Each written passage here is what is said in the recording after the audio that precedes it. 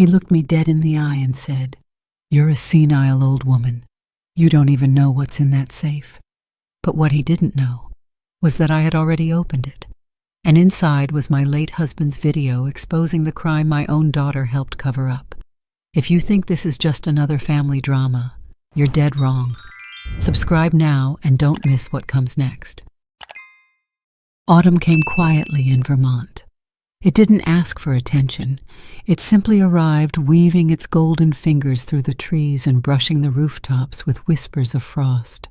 Leaves crunched like brittle paper underfoot, and the air carried that clean bite that made every breath feel sharper, truer. The house on Millstone Hill sat alone just off the bend in the road where the forest began to thicken.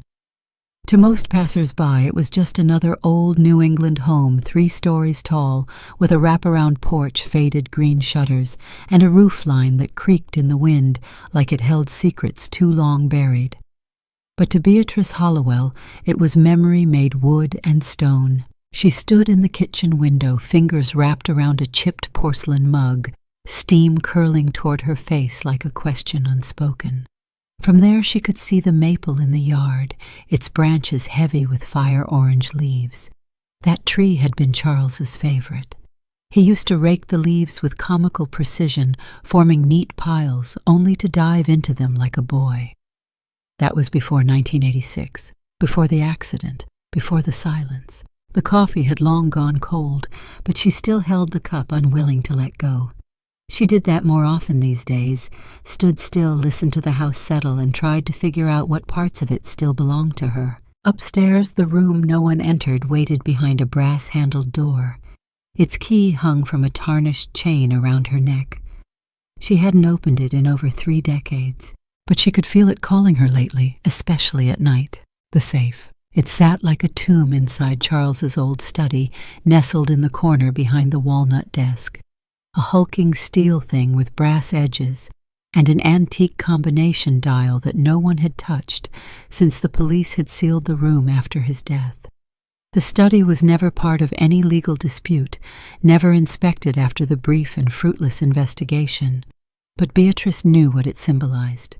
It was the last place he had worked, the last place he had laughed, the last place he had been himself. The day he died, everything had been normal. He'd gone into town for a meeting, said he'd be back by dinner. He never made it back. His car was found twisted around a pine tree 3 miles out of town. Brakes, unresponsive blood on the wheel. The official story, mechanical failure. No signs of foul play. No autopsy that hinted at anything more than fate and timing. And yet, even as she stood in the morgue staring at the man who had been her husband for 40 years, Beatrice knew there were things she wasn't being told. Things he hadn't told her. A draft slithered across the kitchen floor and Beatrice glanced toward the back door. Still locked. The wind again. She placed the cup in the sink, empty now, and reached for the small envelope lying on the table. A single line of type in precise, almost sterile font greeted her. "Mom, Blake and I are coming up next weekend. It's time we had a serious conversation. Please don't make this difficult. Melissa." She read it for the 3rd time that morning, her lips pressed into a flat line. A serious conversation. After 10 years of silence, after 10 years of corporate law in Manhattan, endless depositions, and strategically missing holidays, now her daughter wanted a serious conversation. Beatrice could guess what that meant. It wasn't the first time Melissa had floated the idea of transitioning you into a more manageable living situation. The words still rang in her ears from the last phone call 5 years ago. The nursing home brochures, the lectures about safety, about downsizing, about letting go of old things. Beatrice was an old thing, and yet here she was, sweeping her own floors, cooking her own meals, filing her own taxes, and remembering to water the ivy every Thursday. She wasn't frail, not broken, just alone. She lifted the envelope again and turned it over. No return address, just that clinical digital typeface. No warmth in the tone, no love, Melissa, just instructions. Blake would come too, of course he would. Beatrice didn't know him well. She'd met him once 6 years ago at a restaurant in New Haven, a lunch Melissa arranged to reconnect. Blake had worn an expensive watch tapped on his phone the entire meal and referred to the Vermont house as an asset. He had smiled like a shark and called her ma'am with a slickness that reminded her of campaign managers and televangelists. After dessert, he'd leaned in close and said, "There's a lot of untapped value in legacy real estate, you know." That was the last time Beatrice had agreed to see him. Now they were coming to visit, together, and there would be a serious conversation. The trees outside shook their heads in the wind as if they already knew how it would go. She walked slowly through the hallway, hand-trailing the wood-paneled wall fingers, brushing against the faded wallpaper roses that Charles had insisted on back in '79. The grandfather clock ticked steadily, though it no longer chimed. She had silenced it the day of the funeral. Too cheerful. Her feet stopped outside the study door. The key felt heavy on her chest. She hesitated. Not today. Instead, she turned toward the small parlor room off the dining hall and lowered herself onto the couch. The photo albums were on the shelf beside her, leather-bound and lovingly preserved. She pulled one out, 1971 to 1978, and opened to a random page. There was Charles holding Melissa as a baby, grinning at something outside the frame. Beatrice couldn't remember what it had been, maybe the dog running by or the wind knocking over the lemonade. It didn't matter. What mattered was the way he looked at her, and how Melissa looked now. So much of Charles lived in their daughter, her wit, her intelligence, her fearlessness.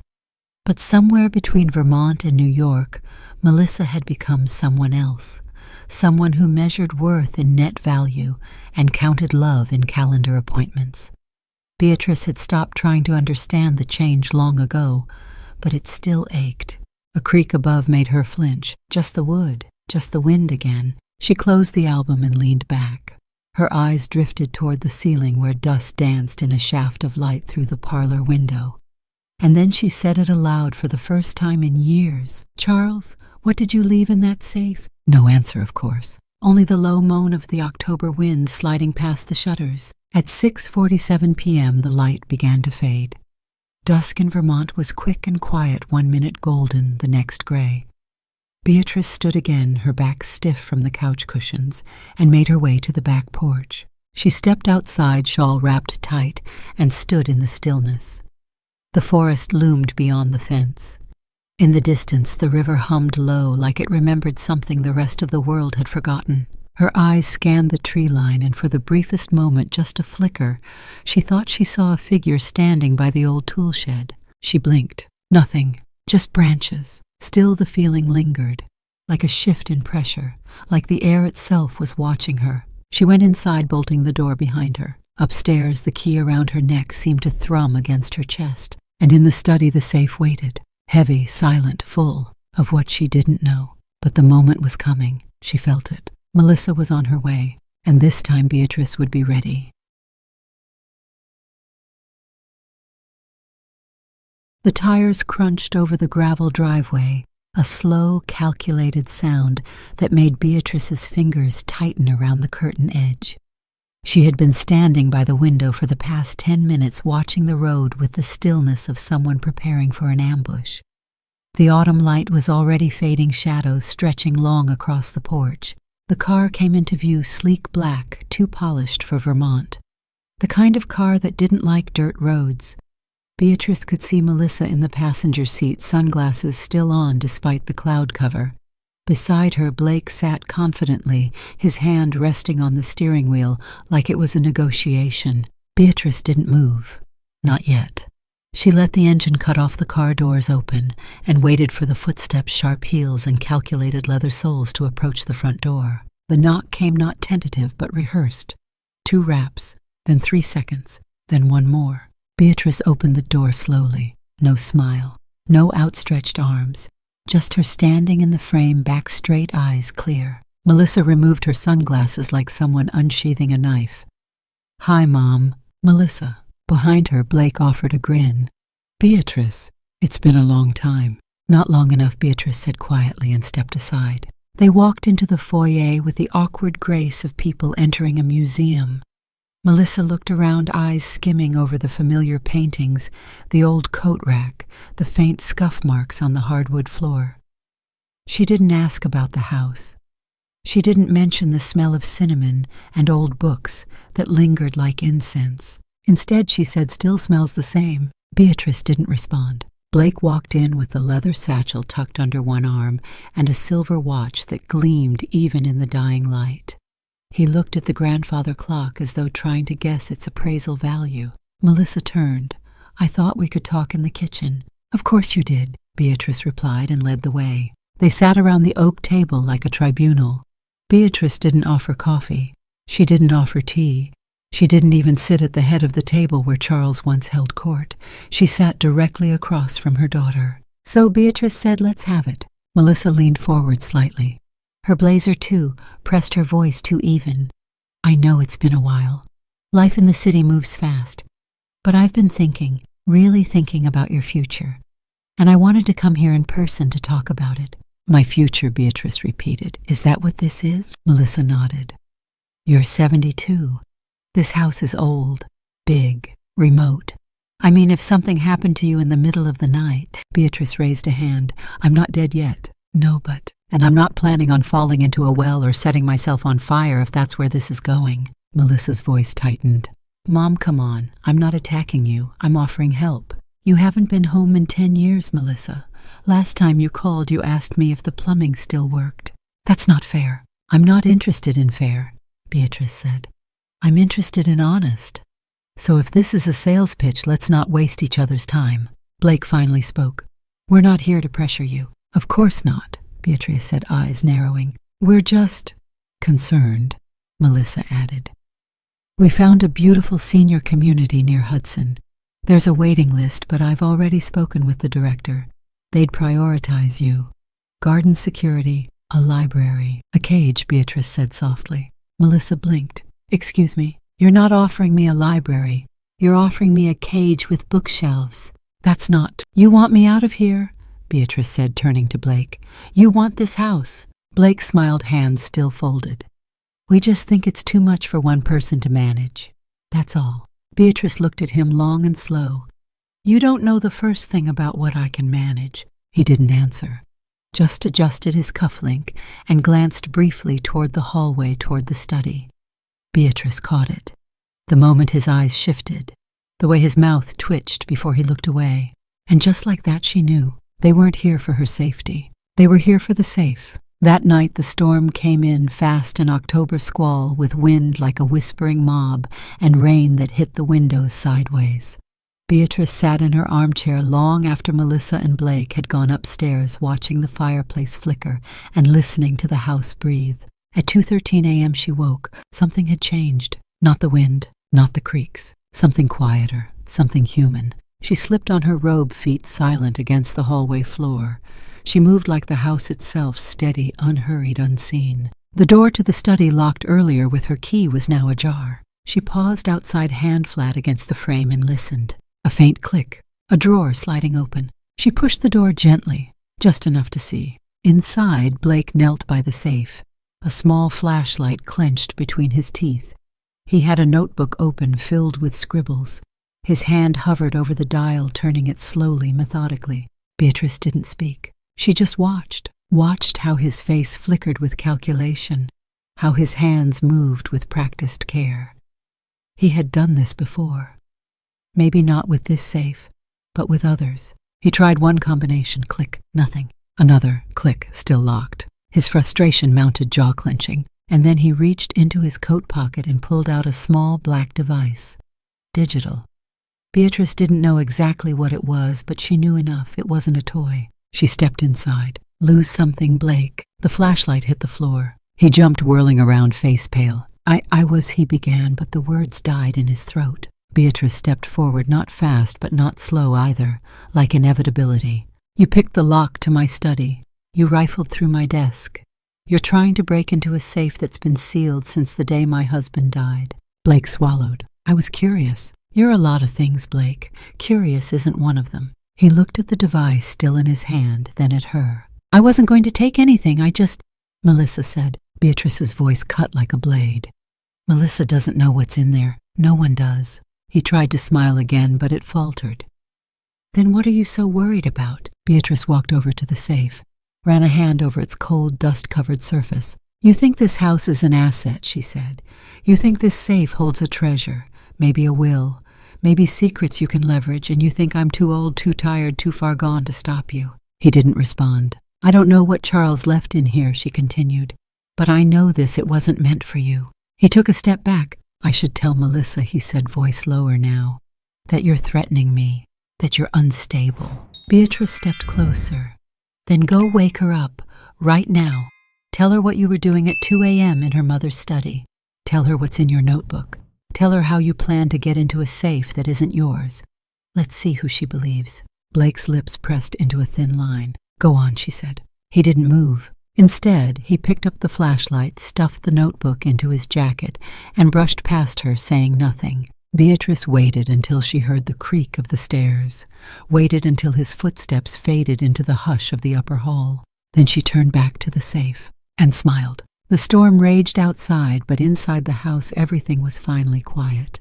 Too quiet.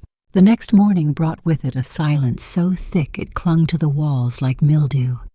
Vermont's gray sky pressed low over the Hollowell house, muting the colors of the turning leaves.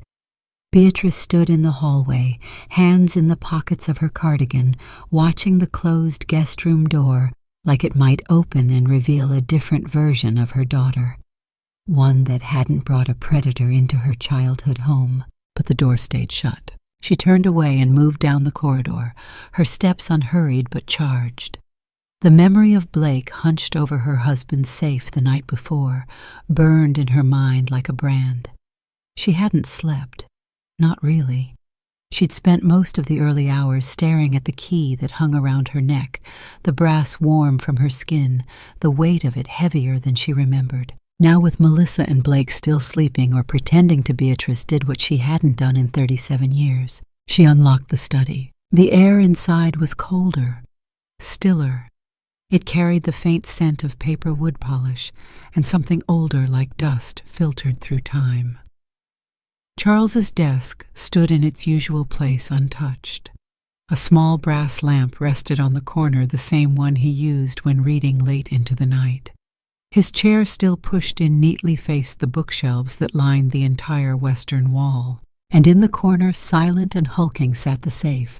But that wasn't her target today. She walked to the shelf second from the right, nonfiction business espionage thrillers, and pulled out an old ledger-bound journal. Field Notes, 1985-86. Charles's handwriting was unmistakable. Strong, slanted, impatient. A man who never lifted the pen until he knew exactly what to say. She laid the journal on the desk and opened it to the first page. Project Anvil. If anyone ever reads this, it means I've either succeeded or disappeared. Either way, it'll no longer be my problem. But if it becomes yours, God help you. Beatrice's breath hitched. She turned the pages, slowly absorbing each line like a secret passed through time. It wasn't just a journal. It was a chronicle. Meetings, code names, locations, fragments of a life Charles had hidden from her. And then she found the drawings. Blueprints, pages of them. Hand-drawn sketches of circuit boards, internal layouts of storage vaults, even a breakdown of radio wave scrambling devices. What the hell had Charles been doing? At the bottom of one page, written in smaller script, "Store this with the cipher books. Only she will know where. Only she would know." Beatrice looked up at the bookcases again. Her gaze moved toward the far corner, the one filled with old classics and rare prints. She, meaning Beatrice, would know. Because Charles had said for years she was the only one who ever cared where things truly belonged. Her fingers skimmed the spines. Moby Dick, Anna Karenina, Le Rouge et le Noir.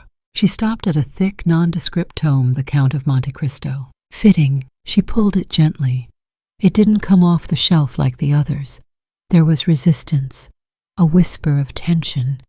She pulled again, and this time something clicked behind the wall. A soft creak, then a pop. A panel in the bookshelf shifted just enough to reveal a hidden alcove no bigger than a toaster oven. Inside, wrapped in canvas and bound with twine, sat a dusty cassette tape in a faded envelope.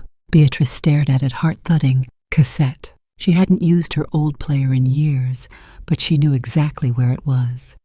Bottom drawer of the hall credenza wrapped in an old scarf. She took the cassette, hands trembling, and slipped it into the recorder. Click. The tape began to spin, a faint static hissed, and then his voice. "If you're listening to this, it means I've failed." Beatrice froze. "B, sweetheart, God, I hope you never hear this. I really do. But if you are, something went wrong. I got too close. Or someone got to me first." His voice cracked a little. Not from emotion. Charles wasn't the emotional type. It cracked from exhaustion, from fear. "You remember that trip to D.C.? The one in '84? The meeting I said was with a client from Boston. It wasn't. It was with someone from Treasury. They suspected a laundering network, high-level international. I got involved. Should have walked away, but I didn't. I thought I could fix it from the inside." Beatrice clutched the armrest, eyes burning. "I embedded myself into the system posing as a consultant and ended up finding more than they bargained for. Offshore accounts, ghost companies, encrypted chains that led to people you'd never expect. Politicians, CEOs, bankers. And then I found Blake's name." Silence. "Then, he was younger then, just getting started. But already involved. Already too deep. I tried to warn Melissa. She wouldn't listen. She was in love. Thought I was jealous. I backed off. Let it go. But I kept watching." Beatrice felt her lungs shrink. The room seemed to tilt slightly, but she stayed anchored to the chair. "I created backups. Buried documents and accounts tied to shell companies. I left behind maps, codes, patterns only you would notice. Because if something ever happened to me, you'd be the only one I'd trust to finish what I started." A beat. "If they got to me, B, don't go to the police. Don't go to Melissa. Don't go public. Follow the books, use the maps, and don't open the safe until you're sure." Another beat, longer, softer. "I'm sorry I didn't tell you everything. I didn't want this to touch you." Click.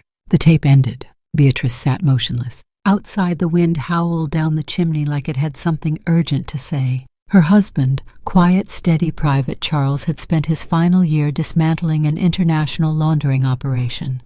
And Blake had been a part of it even then. She reached for the envelope. Inside, a hand-drawn map, coordinates, and a string of numbers underlined twice.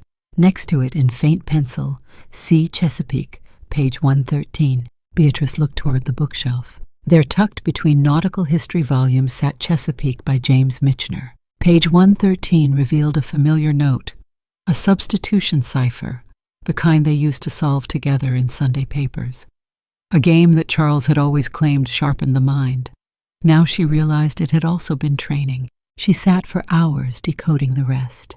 Notes, cross-referenced page numbers, a chain of connections that all led to one thing. The safe didn't just hold documents. It held proof, real indictable proof, and Blake was hunting it. By dinner, Beatrice had locked the study again and returned to the parlor where the fireplace hissed in protest to her silence. She didn't light the lamps, let the darkness come, because now she knew. This wasn't just about nostalgia or grief. This was a game, a legacy, and she was the final player on the board. The storm had quieted, but the night had only just begun. Beatrice stood in front of the safe, barefoot, her robe brushing the tops of her ankles. The key around her neck, once just a relic of a quieter time, now felt like something heavier. A verdict, a test, a final thread connecting her to Charles across the gap of 37 years. The old lamp on the desk cast a yellow glow across the study, illuminating dust motes that drifted in lazy spirals. The rest of the house was dark, silent. Melissa and Blake had retired early, claiming exhaustion from the drive. Beatrice knew better. She had heard the tension in their voices, the low hum of arguments muffled by plaster walls. Melissa's doubt was starting to bloom, fed by Beatrice's silence, and Blake's frustration was curdling into something meaner. It had to be tonight. She knelt slowly, joints protesting as she moved, and placed her palm flat against the safe's surface. The metal was cold but not lifeless.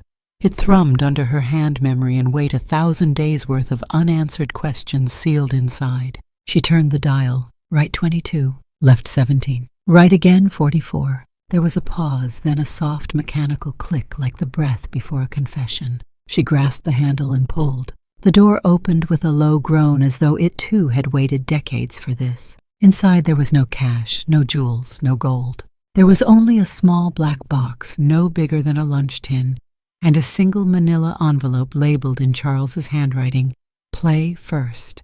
Her hands didn't shake. Not anymore.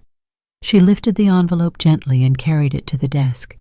Inside was a VHS tape, old but pristine, wrapped in plastic and labeled with a date, May 12, 1986, 2 weeks before Charles's death. Beatrice stared at the label. Then she moved. In the corner cabinet beneath the record player, behind a stack of yellowed newspapers and a forgotten basket of knitting needles, sat an old portable TV with a built-in VCR. Charles had bought it for them during a snowstorm when cable went out for 3 days. "So we can watch Casablanca during the apocalypse," he'd joked. Now it would play something else. She plugged it in. The screen flickered to life. Snow. Static. She inserted the tape and hit play. The screen snapped to black, then cut to a familiar face. Charles. But not the Charles from their last years. This was a younger, sharper version. His hair was still dark at the temples, his eyes clearer. He looked tired, though. Tired in a way she had never seen while he was alive. "B," he began, his voice low and solemn. "If you're watching this, I didn't make it." Beatrice sat down slowly, her knees weak. "I've tried everything. I've tried pulling out, burning the trail, making noise in the right places so they'd shut me down officially. None of it worked. Either they don't believe me or they're in on it. And now I think someone's watching me." He glanced off screen, then back. "Everything is in the box you just opened. You'll find a map, contracts, names, real names. I'm sorry I never told you, but I had to keep you clean. If they found out you were involved, they'd come after you too. But now you may be the only one left who can finish what I started." Beatrice leaned forward, tears pricking the corners of her eyes. It started small. A consulting job for a financial oversight group that didn't officially exist. They said they wanted help tracking bad money, political donors, fraud pipelines, that kind of thing. But it went deeper. Black accounts, foreign laundering routes, corporations fronting for criminal syndicates. He paused. One of the names that came up again and again was Blake Morgan. He wasn't big then. He was working as an intern for a brokerage in New Jersey. But his fingerprints were everywhere. Shell companies, transfers, bribes disguised as startup investments. Charles looked down, rubbed his hands together. "At first I thought he was just a pawn, some idiot kid being used. But then I started seeing the same name tied to signatures, offshore property deals, falsified balance sheets, backroom connections to PACs and European financial fronts. That's when I realized he's not a pawn. He's a recruiter, a strategist." Beatrice's heart pounded in her ears. Melissa didn't want to hear it. She said I was obsessed, that I was jealous or paranoid or both. So I shut up. I let her go. But I kept watching. He reached beside him and held up a stack of documents. Charter statements, routing numbers, accounts in Cyprus, Luxembourg, the Caymans. "I stored everything in this box, not just on Blake, but on the entire network. Names you'd recognize, names that would scare you. This isn't just money laundering, B. It's a machine.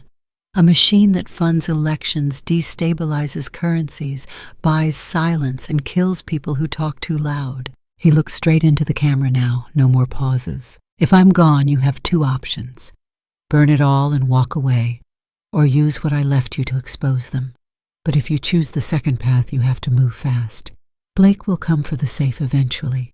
He may already suspect what's inside. That's why I set the decoy's property deeds, old insurance files.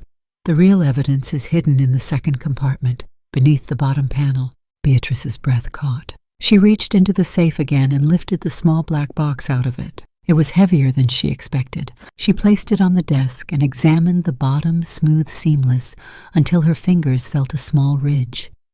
She pressed. A hidden catch gave way. The panel popped loose. Inside were 3 USB drives, a bundle of documents sealed in plastic, and a folded letter addressed simply to Beatrice, "If you decide to fight." Charles's voice on the tape continued. "I love you. I'm sorry I didn't protect you from this, but I always knew deep down that you were the stronger one." The screen faded to black. Beatrice sat motionless, the room silent, but for the gentle whir of the tape rewinding itself. Outside, the wind had died completely. Not a single leaf moved on the trees. She picked up the letter but didn't open it. Instead, she turned her attention to the documents. It didn't take long to see that Charles had amassed an arsenal: banking trails, communication logs, meeting transcripts, even photos of people in high places shaking hands with ghosts. And Blake's name. It was everywhere, with dates, transfers, signatures, codes only someone like Charles would have thought to break. He had built a case, an airtight one. Beatrice didn't cry. She didn't tremble. Instead, she looked up at the safe, empty now, but more powerful than it had ever been. She closed it, spun the dial shut, and then she turned off the lamp and walked quietly out of the study. The hallway stretched ahead of her, dim and long. She didn't need to wake anyone. Not yet. There was still time to choose how this would end. The kitchen clock ticked loud against the hush of morning, the sound too precise, too insistent, like a heartbeat trying to steady itself. Beatrice stood at the counter in her nightgown, buttering toast she had no intention of eating. The safe was locked again, its secrets back in the shadows. But the weight of what she now knew hadn't lifted. It had shifted, solidified. Across the table, Blake sipped his coffee, his eyes sharp behind a smile too polished. "You look tired," he said casually. "Didn't sleep well," Beatrice murmured. He nodded slowly, watching her the way a predator watches a wounded animal, careful not to strike too soon. There was a long silence. Then Blake leaned forward, voice lower. "You ever wonder what Charles would say if he were here now?" Beatrice kept her eyes on the toast, all the time. "He kept so many things from you, didn't he?" She looked up at him. "What makes you think that?" "Well," Blake said, swirling his coffee, "he was a smart man, and smart men sometimes get distracted.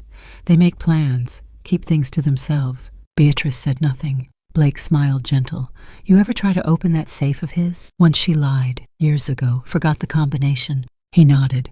"What do you think's in there?" "Nothing important." He chuckled. "I don't believe that for a second." Beatrice wiped her hands with the dish towel slowly. "Some ghosts are best left buried, Blake." "That's the thing about ghosts," he replied, leaning back. "They never really stay buried, do they?" His gaze lingered too long. Beatrice turned away, placed the untouched toast in the trash, and excused herself with a frail smile. But upstairs in the quiet of her bedroom, her hands moved fast. She pulled the USB drives from their hiding spot beneath the loose floorboard and inserted one into her old laptop. The screen flickered, loaded, then burst to life with folders meticulously labeled encrypted. Charles's system, always methodical. She didn't understand all of it: wire transfers, codes, offshore accounts, but she didn't need to. What mattered was that it was real. It was proof. Names, numbers, timestamps. Blake's signature on more than one false document. His connections to 5 countries. Payments, bribes, leverage. She copied everything, each file, every folder. She split them across 3 new flash drives and labeled them with worn stickers: A, Vermont B, Frank C, backup. The first she'd hide in the attic. The second, well, that would require a trip. The third she kept on her. When it was done, she erased the computer's history, unplugged the drive, and tucked the B copy into her coat pocket. She didn't speak to Melissa that morning. Her daughter had vanished behind a wall of phone calls, muttering about court filings and West Coast clients. There was no mention of Blake's midnight excursions, no questions about why her mother seemed more alert than usual. Beatrice played her part, a little slower than usual, a little foggier. She asked Melissa to remind her what day it was, then asked again 15 minutes later. She fumbled with the kettle, poured water into the sugar bowl. When Melissa offered to help her walk up the stairs, she feigned breathlessness and clung to the railing with exaggerated tremors. Melissa was concerned. Blake was watching, exactly as planned. The bus ride into Brattleboro took 90 minutes. Beatrice wore a scarf and sunglasses, her coat buttoned to the chin. The flash drive was tucked into her boot just under the laces. It dug into her ankle with every step, and she welcomed the pain. It reminded her she was still here, still moving, still fighting. She got off 3 stops early and walked the rest of the way through streets that smelled of old bookstores and wood smoke. It had rained earlier, leaves stuck to the sidewalk like stamps, and the wind carried the melancholy sound of wind chimes. The shop was still there, Franklin & Sons, Rare Books and Law Antiquities. The bell above the door jingled softly as she entered. Dust leather old paper. The scent wrapped around her like memory. She stepped between the shelves, ignoring the register, heading straight for the back where a man in a gray wool sweater sat behind a sea of case files and unfiled claims. Frank Claremont looked up. He hadn't changed much, just older, heavier around the jaw. His reading glasses slid down his nose. When he saw her, he froze. "B," she smiled. "Hi, Frank." He stood knocking over a coffee cup. "Jesus, how long has it been?" "Long enough," she said, stepping forward. They hugged briefly. He pulled away, still stunned. "Are you okay?" he asked. "You look good, actually. But this isn't a social call, is it?" Beatrice shook her head. "I need your help." He closed the door behind them, pulled the curtain. "Is it about Charles?" he asked quietly. She handed him the flash drive. "It's about what he left behind, and who's come back for it." Frank stared at the small device like it might explode. "Is that—" She nodded. "It's real, Frank. All of it. Names, accounts, transactions. The people Charles was investigating, including Blake Morgan." Frank exhaled slowly. "I always knew there was more to his accident. No one wanted to talk about it. The brakes, the missing file, the empty deposit box." "I know," she said. He stared at the drive again. "You want me to leak it?" "No, not yet." "Then what?" "I want a legal plan. Ironclad. Something that protects me. That protects what Charles uncovered. I want this released if something happens to me or if Blake makes a move I can't undo." Frank rubbed his forehead. "You sure you want to do this?" Beatrice met his eyes. "I buried my husband, Frank, but I'm not burying the truth." He nodded. "Okay, give me a day. I'll make the arrangements." Beatrice stood to leave. Frank stopped her. "B." "Yes." "Are you scared?" She looked at him for a long moment. "I don't have time to be scared." By the time she returned to the house, the sun was slipping behind the tree line, and the air had that sharp warning edge of nightfall. Melissa was in the living room, tapping furiously at her phone. She looked up, eyes tight. "Where were you?" Beatrice blinked. I was just walking. I like the air this time of year." "You should have told me," Melissa snapped, lowering her voice. "You know what would have happened if you'd fallen." Beatrice's smile was soft. "You'd have one less property to worry about." Melissa flushed. Blake entered a moment later, his tone syrupy. "How's our little adventurer?" "I found a squirrel," Beatrice said sweetly. "He reminded me of you." Blake tilted his head. "Cheeky." "I was thinking desperate and twitchy, but yes, cheeky works too." Melissa sighed. "Mother, please." Beatrice waved her hand. "Just old lady talk." But Blake's expression darkened. "You ever think about trying the safe again?" he asked suddenly. Beatrice blinked, tilting her head like a confused child. "Safe. In Charles's study." "Oh," she said, drawing the syllable out. "That old thing, I forgot it was even there." "Strange thing to forget," Blake said quietly. Beatrice smiled wider. "Oh, darling, at my age I forget everything," Melissa cut in. "Maybe it's time we really talked about the house, Mom." Beatrice looked at her. For a moment the mask slipped, and then it snapped back on. "Soon," she said gently. "We'll talk soon." Blake watched her like a man reading a locked briefcase trying to guess the code. But Beatrice just turned away, humming softly, her steps slow but steady. She wasn't done playing. Not yet. The quiet didn't last. Blake found the safe first. Beatrice had left no signs, no scuffed floors, no tools out of place, but something must have tipped him off. Maybe a misaligned picture frame, a faint disturbance in the dust. Or maybe it was just his nature to obsess, to go back to the scene over and over, hoping it had changed in his favor. Beatrice heard the thud of the study door swing open from the kitchen. She knew that sound. It was no longer curiosity. It was rage. She kept slicing the apple in her hand, each movement calm, precise. Then came the sharp voice, too loud, too urgent. "Melissa." The footsteps. Fast. Aggressive. Melissa's heels followed seconds later, confused, reluctant. Beatrice let them come to her.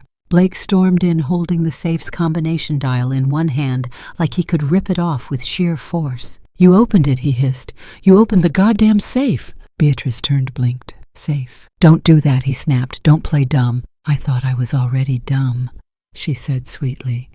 "Isn't that why you were lurking around in the middle of the night?" Melissa stepped between them, frazzled. "Wait, what's going on?" She opened the safe, Mel. "That thing's been locked for decades, and now it's been clearly accessed. The dust is gone. The latch, look at it. It's been used. Beatrice shrugged. You seem to know an awful lot about what that safe looked like before anyone touched it. Melissa paled. Blake advanced. Where's the content? Content, Beatrice echoed. You make it sound like a Netflix account. I'm not playing games, he snarled. I know there was something in there. Charles wasn't stupid. He didn't keep an empty vault for 30 years. So what was it? Where is it? Beatrice calmly bit into her apple. Melissa's voice cracked. Mother, did you take something out? Beatrice didn't answer. Blake bared his teeth. We need to talk about transferring this house. Now. This whole place. It's dangerous. It's falling apart. No, Blake, Beatrice said. You're the one falling apart. Melissa tried to smooth the moment. Look, we just want what's best for you. If you're starting to what Beatrice said sharply, to think again, to remember what betrayal smells like. Blake threw the combination dial onto the counter. It clattered a harsh metallic sound that echoed through the house. You're going to sign the deed, he said. You're going to transfer the house or we'll declare you mentally unfit. We have enough. I've been documenting your behavior all week. You forgot conversations. You got lost in the garden. You left the stove on. Beatrice gave a low laugh. Oh, Blake, do you honestly believe I left the stove on by accident? He blinked. She stepped forward now, inch by inch, her eyes gleaming with a different kind of age, not decay but defiance. If I were truly slipping, she whispered, I wouldn't have been able to open that safe. I wouldn't have remembered the combination Charles gave me the night before he died. I wouldn't have known where he hid the cipher in Chesapeake. I wouldn't have found the map or the drive or the video. Melissa's face drained of color. Blake opened his mouth, but no sound came. Beatrice smiled coldly. You think I'm weak? That because my hands shake when I pour tea I must not see what you are. But I see you. I've always seen you. Blake snapped. This ends now. Melissa, get the papers. Melissa hesitated. What papers? The real estate transfer, Blake barked. The ones we brought from the city. The power of attorney. We're done playing. Melissa looked to her mother. Her voice was softer now. Just sign, Mom. It's safer this way. You'll be taken care of. We can sell this place, split it, move you somewhere peaceful. Beatrice stepped even closer, her eyes glinting like cold glass. If I'm truly losing my mind, she said, then I wouldn't be capable of keeping secrets, would I? Melissa faltered. And yet here we are. Beatrice continued. With me holding every card, and you both too arrogant to realize the game changed the moment Charles died. The room was silent except for the ticking clock. Then Beatrice turned her back and walked out, apple still in hand. Later that evening she found the papers, folded beneath Blake's travel bag, tucked beside the shaving kit, like a weapon dressed in bureaucracy. 2 copies, one assigning full power of attorney to Melissa, the other granting Blake co-ownership of the Hollowell property contingent on mental incapacity. Beatrice read every word. They had been prepared weeks ago, signed by an out-of-state notary. All that was missing was her signature. She burned the copies in the fireplace, watching the legalese curl into ash. The next morning, Melissa tried to act like nothing had happened. She brought tea to the sitting room, asked about the roses, suggested a walk. Beatrice played along, humming under her breath, gaze drifting to the windows, to the past, to nowhere in particular. It was Blake who cracked. He cornered her near the study after lunch. You don't know who you're playing with. Beatrice looked up at him. You're right, I don't. He smirked. I thought you were a schemer, she said, but you're just a schoolyard bully in cufflinks. He leaned in. Do you want to see what I'm capable of? Beatrice didn't flinch. Do you? He froze. Her voice dropped to a whisper. Because if I sign, I'm gone. But if I don't, you're exposed. So the longer you keep me alive and talking, the more dangerous I become to you. He stepped back, rattled. Beatrice adjusted her collar and walked away. Frank called that afternoon. Plans in place, he said. If anything happens to you, I send it all press federal investigators, even an old contact of Charles's at the Treasury Department. Good, she said. There's something else, he added. Your husband didn't just document Blake. He recorded phone calls, meetings. He named names. It's more than laundering. It's conspiracy. Beatrice didn't respond for a moment. Then send me a copy. You sure? Frank, I have one more move to make. That night, she printed 3 of the names from the files. Just names. No context, no explanation. She left them neatly folded on Blake's nightstand. The next morning, he didn't come down for breakfast. Melissa did. Alone, tense. You're playing a dangerous game, she said quietly, not looking at her mother. Beatrice set her tea down. Only because I was taught by the best. Melissa's lip trembled. I didn't know what he was, not at first. And when you did, Melissa looked away. It was too late. Beatrice softened just for a second. You always had a choice, Melissa. You just stopped believing you did. Melissa swallowed hard. Is it true? Everything Dad left behind? Beatrice nodded once. Melissa sat in silence. Then what are you going to do? Beatrice reached across the table. Depends on what you do next. It started with a knock. Not loud, not violent, but sharp official. Beatrice stood in the hallway, her fingers still dusted with flour from baking a faint smear of cinnamon on her apron. She opened the door and found two strangers on her porch. Both wore dark jackets. One held a clipboard, the other a smile that didn't reach his eyes. Mrs. Hollowell, the woman asked. Beatrice nodded. We're from Adult Protective Services. We received a report of possible cognitive decline. Would you mind if we asked you a few questions? Beatrice blinked, then stepped aside. Melissa appeared at the top of the stairs, hands clenched around the banister. I didn't know they'd come this fast, she said to Blake, who leaned against the wall, arms folded. Beatrice didn't miss the exchange. She offered the agents tea. They declined. The questions came politely cloaked in concern. What year is it? Do you know where you are? Can you tell us your daughter's name? Beatrice answered each one slowly, deliberately, like an actress milking every pause. But something shifted when they asked the next question. Do you know how much money is in your checking account? Beatrice raised an eyebrow. Do you? The woman didn't flinch. We've also received a letter from a licensed physician who recently evaluated you. Based on the findings, we've been asked to conduct a wellness inspection and temporarily suspend your access to sensitive documentation, banking, real estate, legal affairs until a full psychological assessment is complete. Beatrice narrowed her eyes. A physician? What physician? Dr. Harlan Swift says he examined you last week during a home consultation. I haven't seen any doctor in years. The man flipped the page on his clipboard. There's a signed evaluation here noting irregular memory behavior, paranoia, and episodes of confusion. Beatrice turned to Melissa. Melissa looked away. Beatrice's voice dropped. You let him do this. I didn't have a choice, Melissa whispered. You're spiraling. You let him buy a diagnosis. Blake stepped forward, voice casual. We're just trying to protect you, Bea. This is for your safety. We didn't want it to come to this, but you left us no choice. You left me no trust, Beatrice shot back. But the agents weren't here for moral reckonings. They were here for protocol. One of them gently but firmly took her purse, her wallet, her ID, her keys. I'm afraid we'll need to retain these until the medical review clears, the woman said. You'll still be able to move freely, of course, but access to decision-making documents will be suspended temporarily. Beatrice didn't fight, not with her hands, but her eyes, they screamed fire. Later, Blake found her in the kitchen. He spoke softly like a victor showing mercy. You could have avoided all this. Beatrice didn't answer. You're still useful, Bea. You can still enjoy this house, your garden, your books. We'll get you help. A nice place, somewhere warm.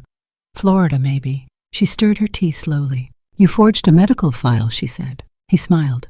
That's a strong word. You bribed a doctor. I incentivized caution. You stole my name, she said. But you don't own my memory, and you certainly don't own Charles's. Blake's eyes flashed. Charles is gone. Beatrice turned to him, then something ancient rising behind her gaze. He's more alive than you'll ever be. The next morning the calls didn't go through. Beatrice tried Frank's office line first, disconnected. Then the bookstore, temporarily closed. Then his cell, voicemail. She knew what that meant. Blake wasn't just cutting her off, he was tying off every escape route. Melissa avoided her the entire day, but not before Beatrice caught her in the hallway staring out the window, fingernails digging into her palm. You think you've won, Beatrice said. I think you need help, Melissa replied, voice taut. You're better than this. Melissa's mouth trembled. Then why didn't you protect me from him? Beatrice stepped closer. I tried, but you wanted to believe he was gold. You didn't want to see the rust underneath. I loved him, and now you're helping him destroy your own mother. Melissa wiped her eyes. He said you were hiding things, that you'd found something dangerous, that you weren't safe anymore. Beatrice nodded. He's right. I did find something dangerous, but it's not me. That evening another visitor arrived. This one wore a suit and carried a sealed envelope. "Court summons," he said flatly. "Emergency petition for conservatorship. Hearing in 48 hours. Beatrice signed the form. As he turned to leave, she said, "How much did he pay you?" He paused. "Ma'am," for silence. The man didn't answer. He just walked out into the misting rain, the papers already turning damp. That night, Beatrice sat in the parlor. No lights. Just the fire and the hum of the old clock ticking down towards something irreversible. She thought about the garden, about the safe, about Melissa's small fingers curled around her wrist at age 6, whispering, "Don't be scared, Mama. I'll fight the monsters for you." And now the child had become the storm. She heard Blake pacing overhead. She heard Melissa sobbing into her pillow. She watched the flames curl around the log like hands closing into fists. The war had begun, and it was blood against blood, law against legacy. But Beatrice, she wasn't done yet. The snow had started to fall again, a quiet, lazy drift. Feathers of silence tumbling across the landscape. The town of Brattleboro had the eerie stillness of something holding its breath. At 7:42 a.m., a manila envelope slid under the locked door of the Windham County District Attorney's office. No return address, no note, just one word written in tight, slanted letters across the front. Hollowell. Inside was a USB drive, 2 photocopied maps, and a sealed letter. The receptionist found it first. She handed it off, puzzled. An intern passed it to a junior ADA. The junior ADA opened it, expecting crank mail. What he found made him stop breathing. By noon, the DA had canceled lunch and locked her office. By 3:00, the governor's liaison had been alerted. And by 4:15, 2 federal field agents were rerouted from Burlington to drive south unmarked. The letter from Charles Hollowell was dated May 11, 1986. The accompanying drive contained 4 video files, each one perfectly preserved, each one naming names, bank accounts, routes, payoffs. One of the files, a grainy surveillance tape, clearly showed the then city councilman and now mayor, James Halston, stepping out of a black sedan with none other than Blake Morgan. They shook hands. An envelope exchanged hands, a smile, a nod, and then they both stepped into a gated warehouse that had supposedly been condemned. The audio was muffled, but Charles had annotated everything. A second file had voice recordings calls between Blake and a Swiss contact arranging timed transfers. A third showed a ledger annotated in Charles's handwriting. And the fourth, a direct-to-camera video of Charles himself. "I've given everything to Beatrice," he said into the lens. "If you're seeing this, it means someone has tried to silence her or they've succeeded. Either way, the truth needs a witness." The final image was a freeze frame of Blake Morgan's signature beneath the transfer of a ghost property, an empty firm used to launder over $4.6 million in political donations. The date, 1 day before Charles's death. That night, Beatrice sat by the fire surrounded by shadows. She didn't know yet what Frank had done. She didn't know the envelope had landed, that the match had struck. She only knew that something in the air had changed. The silence wasn't empty, it was loaded. At 9:13 p.m., a knock came at the back door. Not the front, not the porch. 3 raps, steady, intentional. Beatrice, still in her robe, opened the door without fear. The man on the step was tall, dark coat zipped high, his ID already visible. "Mrs. Hollowell." "Yes, my name's Agent Sandler. I'm with the FBI's Financial Crimes Division." She didn't blink. "I was wondering when you'd come." He stepped in, shut the door, glanced around. "You alone, for now." He nodded, then lowered his voice. "We've been watching Blake Morgan for several years. Not directly, he's a slippery asset. No consistent pattern. We never had enough for a subpoena. And now we have a lot." He reached into his coat, pulled a tablet, and tapped the screen. Beatrice's living room flickered with the ghost of Charles's face. His video testimony.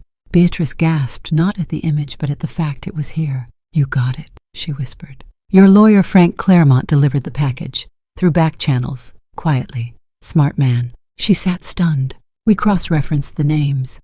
Half-match persons of interest we've had red-flagged for a decade.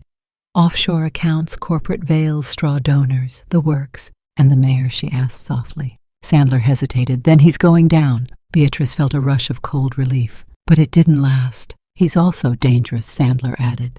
"And Morgan is a runner. He'll sense pressure before it hits, and when he does, he'll either flee or lash out. Beatrice nodded. He's already trying to take my house, had me declared mentally unfit. We know. She looked up startled. We pulled his last 5 consultations. Fake diagnostics.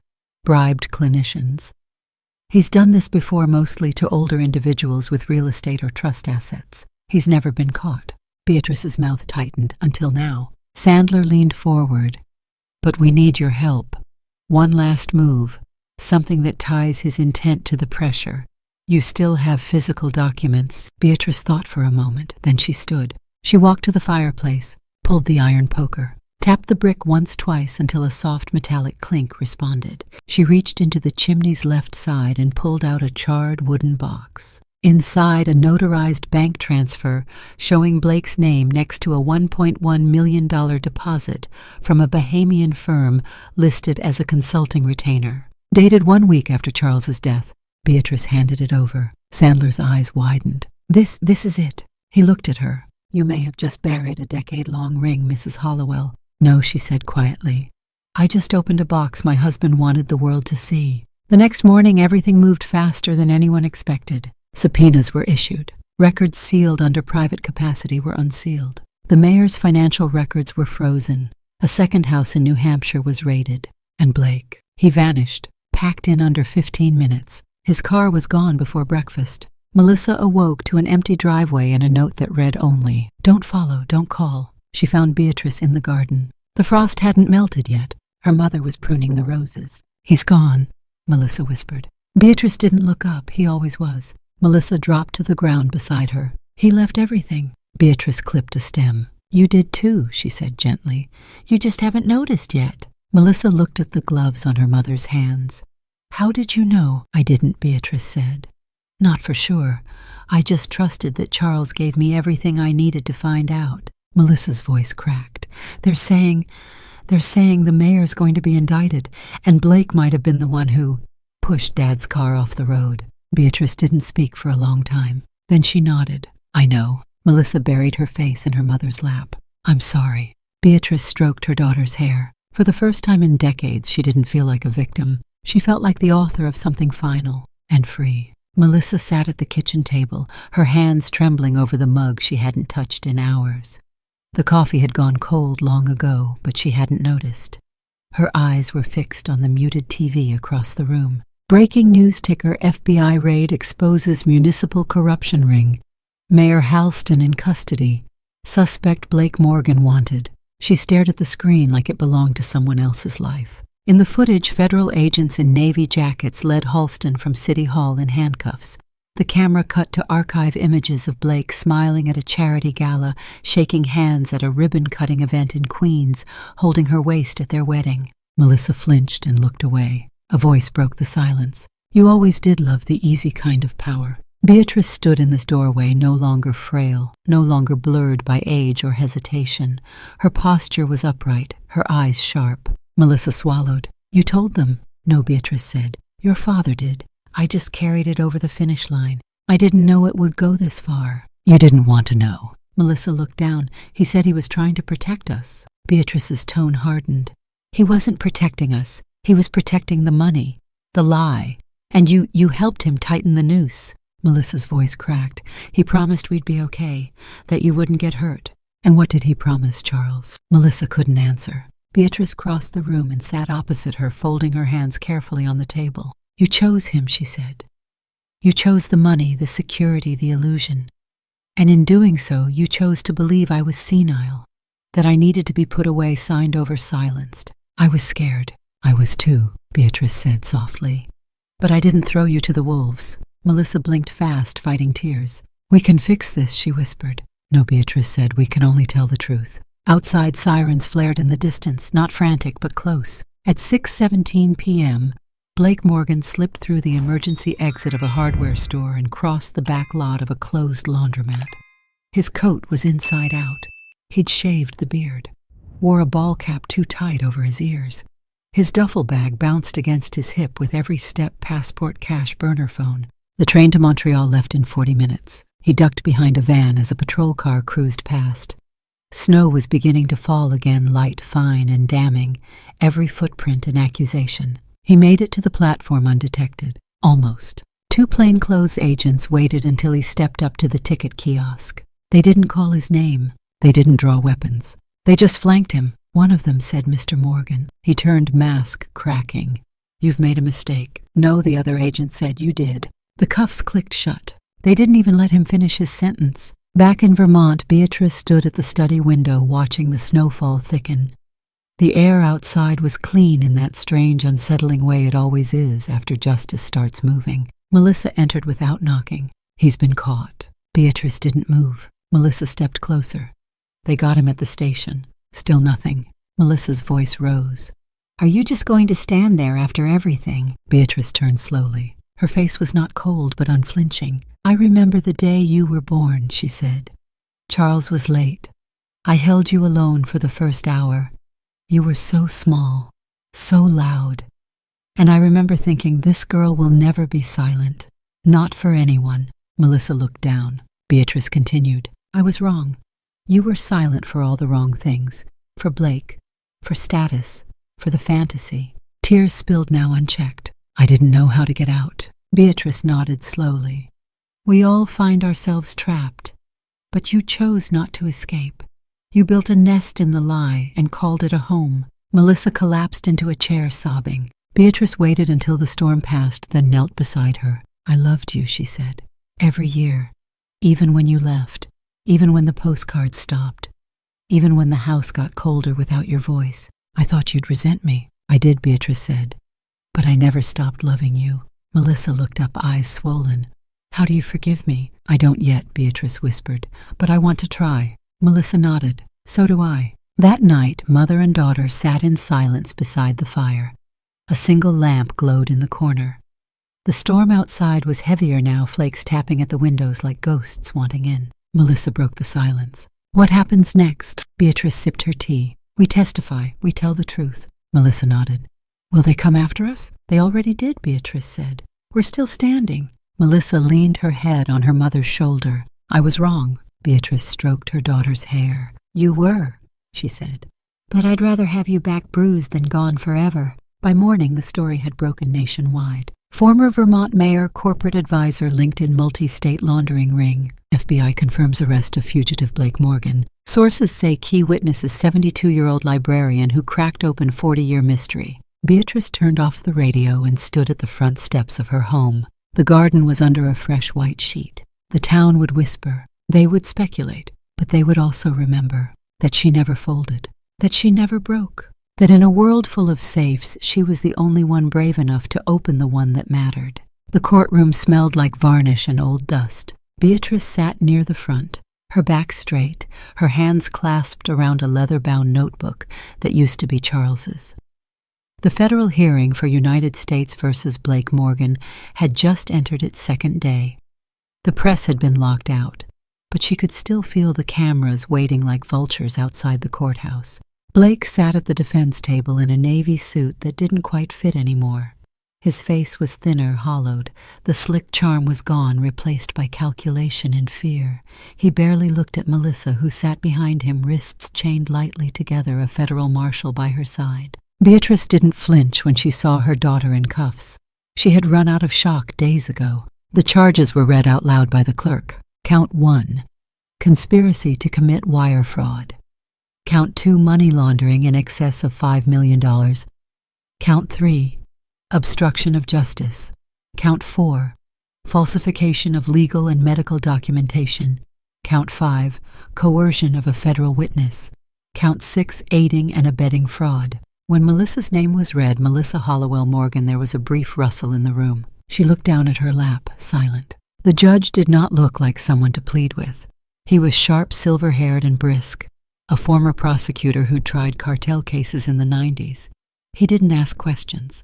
He made decisions. The prosecution began with the video, Charles's video. The lights dimmed. The screen glowed with his face. Beatrice clutched the notebook tighter. Charles's voice filled the room, calm and steady. "If you're seeing this, someone tried to silence Beatrice.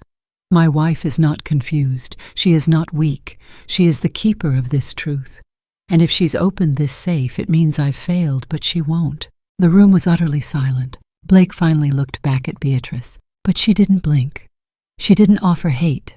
She just watched him like someone seeing the end of a long, tragic novel. Melissa turned toward her too, but the shame was written all over her face. When the projection ended, the prosecution presented the ledgers, the accounts, the offshore transfers, voice recordings, even the notarized letter where Blake had posed as a health advisor to push through the fake evaluation of Beatrice's mental health. Then they called Agent Sandler to the stand. He detailed the investigation, how Blake had evaded scrutiny for years by jumping jurisdictions, hiding behind shell companies, using women, particularly widows or elders, as pawns for laundering real estate into clean investments. Beatrice sat still listening to it all. Everything she had feared, everything she had suspected. All of it was real. All of it now was finally public. The verdict didn't take long. Blake was found guilty on all counts. Sentencing would come later, but the judge was already considering a maximum recommendation due to the extent of manipulation and the abuse of medical systems.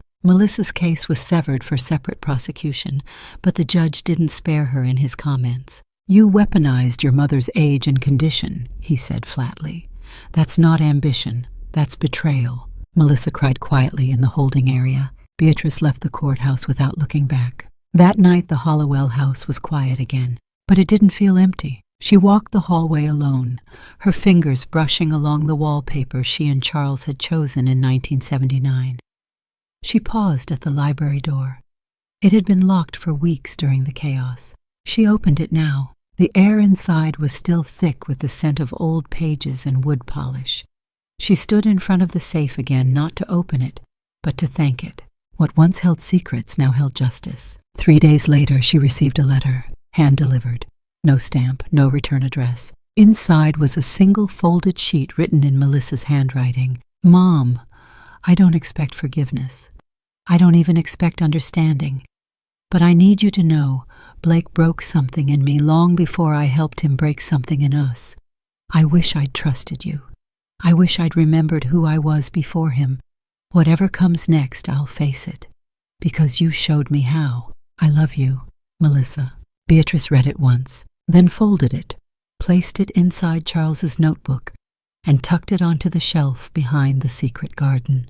Not forgiveness, but a seed. A week passed, then 2. One morning she stepped outside to find a basket on her porch. Fresh bread, a jar of homemade apple butter, a knitted scarf, no note. Beatrice smiled. That afternoon, a group of high school students came by. They asked if she'd speak at a civic event. "You're kind of a legend now," one girl said. Beatrice chuckled. "Not quite." The girl grinned. "You took on the mayor and a crime ring. You cracked a cold case with nothing but a videotape and a steel spine. That counts." Beatrice raised an eyebrow. "I used to get shushed for sneezing too loud in the library. Now you get standing ovations." Beatrice agreed to speak once. Then she agreed to host a town reading club. Then a few teachers came by asking if she'd consider turning part of the house into a local archive. She said yes. Then someone asked if they could donate a new sign for the garden out front. The Hollowell house, where truth was kept safe. Beatrice pretended to protest. But when they installed it, she ran her fingers over the lettering and whispered Charles would have liked this. One evening, she found herself on the porch, tea in hand, wrapped in that scarf someone had left anonymously. A neighbor walked by with their dog. "You're Beatrice Hollowell, right?" the man asked. She nodded. "My mother used to borrow books from you. You once found her a copy of Jane Eyre that changed her life." Beatrice smiled. "I remember." The man paused. "Thanks for reminding the town what courage looks like." Then he waved and walked on. Beatrice sat quietly as dusk settled. She was no longer waiting for anyone to knock, no longer hiding behind silence. She had outlived betrayal, and now finally she had lived her truth. The house was quiet again, not with loneliness, but with peace. A different kind of silence, the kind that follows a storm when the wreckage has been cleared and the world is taking its first deep breath again. Beatrice moved slowly through the upstairs hallway, one hand tracing the wood paneling, as if every groove and scratch told a story only she knew. She reached the door at the end, the one with the brass handle dulled by time and fingerprints of a man who hadn't opened it since 1986. She turned the knob and stepped inside. The room smelled the same, cedar and ink, and something faintly metallic. The old safe stood in the corner, no longer locked. Its door was swung wide, no secrets left within, only echoes of what had once needed to be protected. She approached the safe, crouched, and placed inside it a new object, Charles's notebook, the one she'd carried in court. She set it down carefully, as if returning something to its rightful resting place. Then she reached into her coat pocket and retrieved a photograph of Charles at his desk. Melissa sitting on his lap, Beatrice behind them, one hand on each of their shoulders.